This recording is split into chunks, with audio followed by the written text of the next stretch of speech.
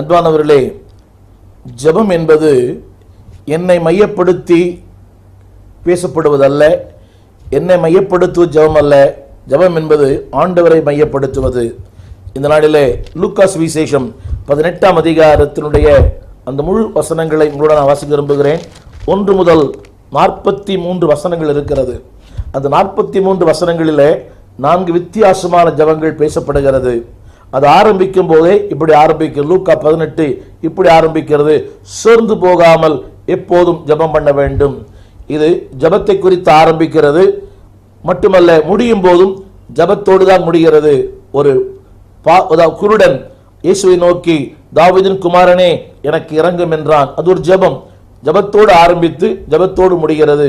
இங்கே ஜெபித்த ஒரு 4 வித்தியாசமான மக்களை குறித்து உங்களோடு பேச விரும்புகிறேன். அதற்கு முன்பாக ஜெபத்தை குறித்த சில சத்தியங்கள். நம்பர் 1, ஜெபம் என்பது என்னை மையப்படுத்துவதல்ல, தேவனை மையப்படுத்துவது.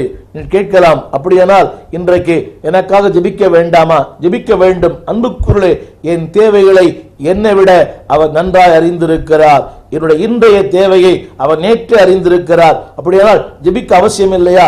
ஜெபிக்கலாம், அன்புக்குரியவர்கள். ஆனால் என்னையே மையப்படுத்தி நான், என் குடும்பம், என் மனைவி, என் பிள்ளை, என் வாழ்க்கை, வீடு, வசதி, வேலை வாய்ப்பு, திருமணம், என்னை மையப்படுத்துவது ஜெபம் அல்ல, கிறிஸ்துவை மையப்படுத்துவது ஜெபம். 2 சொல்ல விரும்புகிறேன்.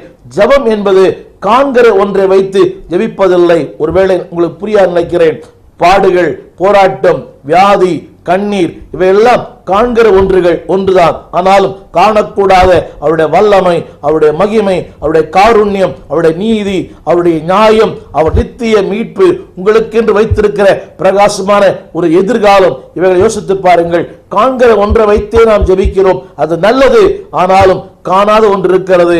பிரகாசமான, ஒளிமயமான, மகிமையான, மாசற்ற, வாடாத ஒரு எதிர்காலத்தை கர்த்தர் வைத்திருக்கிறார். புதிய வாய்ப்புகள், புதிய தருணங்கள், புதிய உறவுகள், புதிய வழிகள் எல்லாவற்றையும் கர்த்தர் வைத்திருக்கிறார். 3வது நான் சொல்ல விரும்புகிறேன், வாய்ப்புகள் இருந்தால் ஜெபிக்கலாம். நம்ம இப்படி சொல்லுகிறோம், வாய்ப்புகள் இருக்கும், வாய்ப்புகள் தெரிந்தால் ஜெபிக்கலாம். இல்லை அன்பார்களே, வாய்ப்பே இல்லாத இடம், வாய்ப்பே இல்லாத மனிதர், வாய்ப்பே இல்லாத சூழ்நிலைகள், ஜெபித்து பாருங்கள், வாய்ப்புகளை உருவாக்குவார்.